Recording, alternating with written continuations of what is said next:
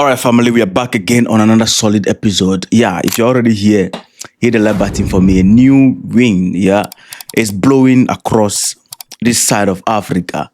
You know, the Sahel, the West Africa, hereabouts. Yeah. But what is happening right now in Sahel, between Benin and Sahel right now, is in direct contrast with what the atmosphere was previously when Patrice Talon was there. Currently, as I'm talking to you, the new president of Benin went to the Sahel. The visit star from Niger, moved to Burkina Faso. And that is not the end of the journey. And from there, he will be visiting other countries as well. So all the breakdown is right here with you. Okay, so before we get into it, do your possible best to hit the like button and subscribe to be part of this awesome family. All right, I appreciate the support you are giving me already. Yeah, this new president of Benin, he had a position or something that he has been advocating on when he was in opposition. We are going to talk about that. Let's put that aside. And when he came to office, he's moving in line with the thing he was talking about in opposition. So currently, the new leader is Wadani. This is a man who previously served as Benin's Minister of Economy and Finance since April 2016.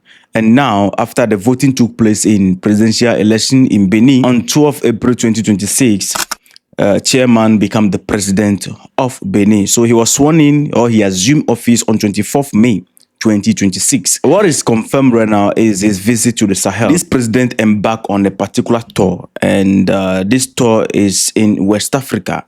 He's going to tour the entire West Africa. For his first official visit to a francophone country, chairman decided to visit the Sahel, particularly Niger.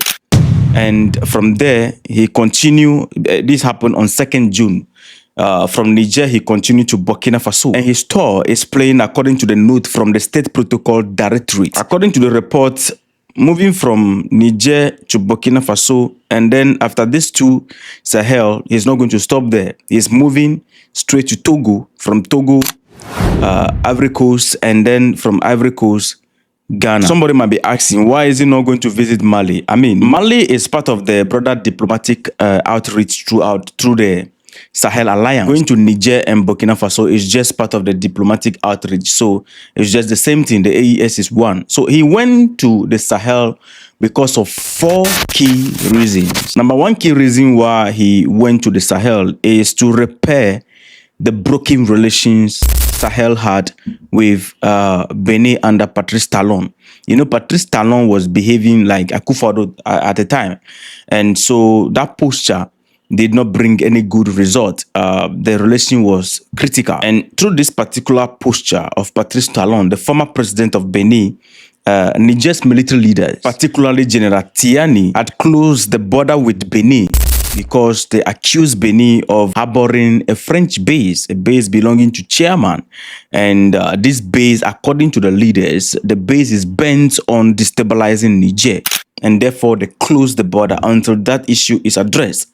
Patrice Talon put out a posture of arrogance and complicated the relationship between Benin and Niger. So right now, the departure of Patrice Talon has opened a new window where the two leaders have decided to seize the opportunity to repair this particular broken relationship. You know, when you look at the whole thing, you see that this new leader somehow anyhow is kind of having the posture which the president of Ghana also came on board with, that no, let's repair relationship. Let us not have conflict between us.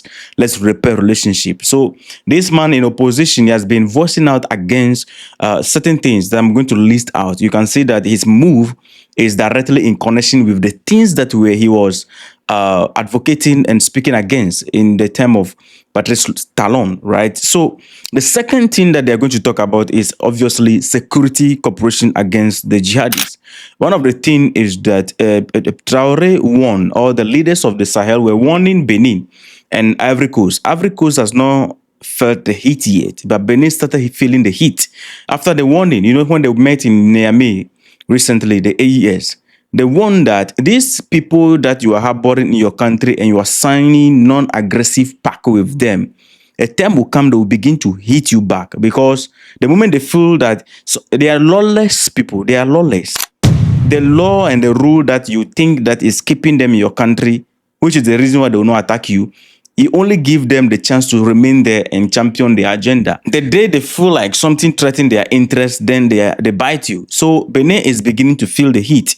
So on security, the two leaders, General Tiani and the leader of Benin, Burkina Faso, also Ibrahim Traore, and the leader of Benin, they discussed the relaunching of security cooperation, which will be built on respect and trust between the two countries, because there's no trust between Benin and the Sahel. Even me, as I'm sitting here right now, I don't trust Benin on this case, because when you look at the Francophone countries, too much of France is there.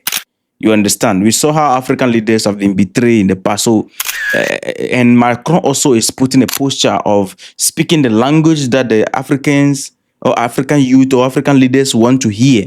And so, therefore, things like this can be easily manipulated. But let's put that aside, all right? So, the two countries, they are open, or they have discussed to relaunch security cooperation between them to combat this violence extremism in their region or in their country. Benin, I'm talking to you, since the time Ibrahim Traore issued this warning to them, before we realized, within the space of 1 year going, then the northern side of Benin begin to experience this constant bite from this T group in Benin. That is the reason why you heard recently that they said Nigerian army, should go and help Benin in some of their border over there, and those kind of conversation came on board because they were facing a hit there. The northern side, these guys, they started disturbing that place already. So for Benin to collaborate with the AES in terms of counter-terrorism, it is no longer a thing of just normal relations or bilateral agreement. No, it is a survival strategy for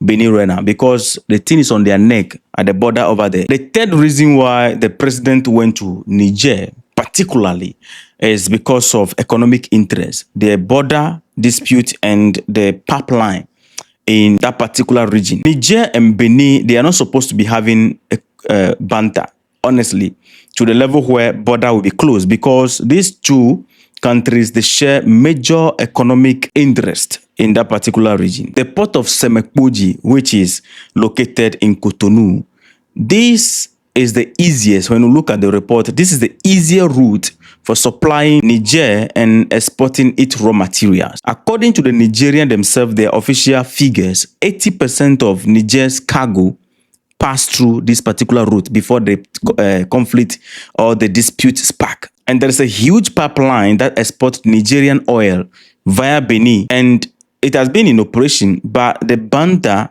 threatened the operation of that particular pipeline. All these things aside, the closure of the border has become the central topic when he visited Niger. The fourth reason why the president went to Niger or visited the Sahel is to put out a new diplomatic posture, completely contrast to the previous atmosphere under Patrice Talon. And when you follow through since the time he was sworn in, this particular visit is a follow-up to his inauguration speech on 24th May 2026, in which he said that he declared at his inauguration, let me quote his word, he said, "With our neighboring countries, we will place particular emphasis on deepening regional cooperation. Benin will continue to act for stability, dialogue, and respect." And so he followed up to make sure that this speech does not go waste. And that is why he's touring these particular countries from Niger, Burkina Faso.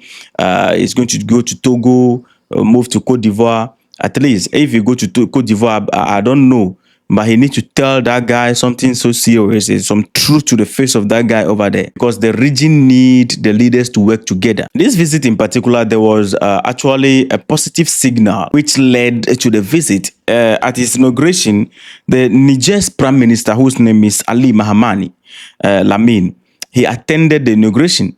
And before the prime minister attended the inauguration, the three AES or the three Sahel leaders approved the visit to Benin. So it means that, they welcome his friendship posture.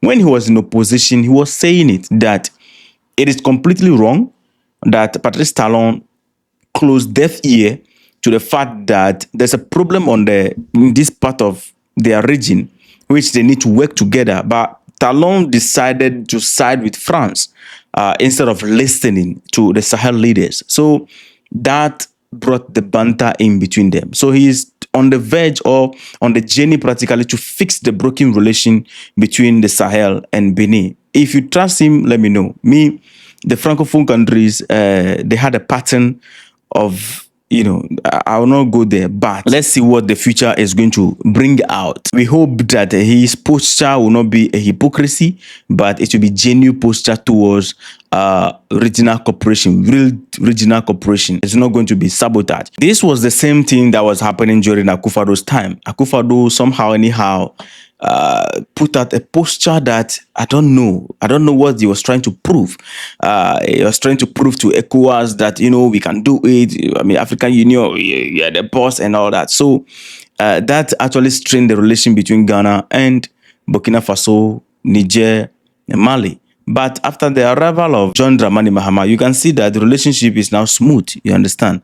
And also, as the arrival of this man, you can see that the Benin, the tension is also going down thereabout. So I think there's progress on this side of the continent when it comes to regional cooperation. Because at the end of the day, whether we like it or not, it's a common problem that we need to face together. The thing is spilling over.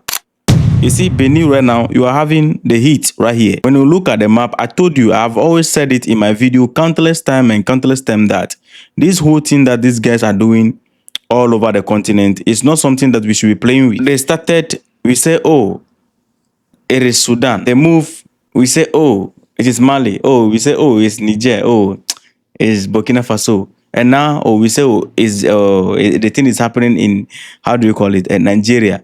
Oh, Benin also have started. And we will say, oh, it's just Benin. The thing is a thing coming after all of us. So therefore, measures need to be taken. Cooperation needs to be part of the conversation. And we need to work together to stop this. If not, all our countries will begin to experience this and we will have nowhere to go. This is the only land we have. So drastic measures need to be taken. The leaders need to come together, put their heads together, put their armies together, and then we move forward to fix this. Because it's taking the countries one after the other. If you enjoyed the breakdown, don't forget to like, subscribe, and be part of this awesome family. In the next episode, I'll give you more detail of this particular visit, all right? Because it's a developing story, so I'll keep you updated. See you in the next episode. Respect.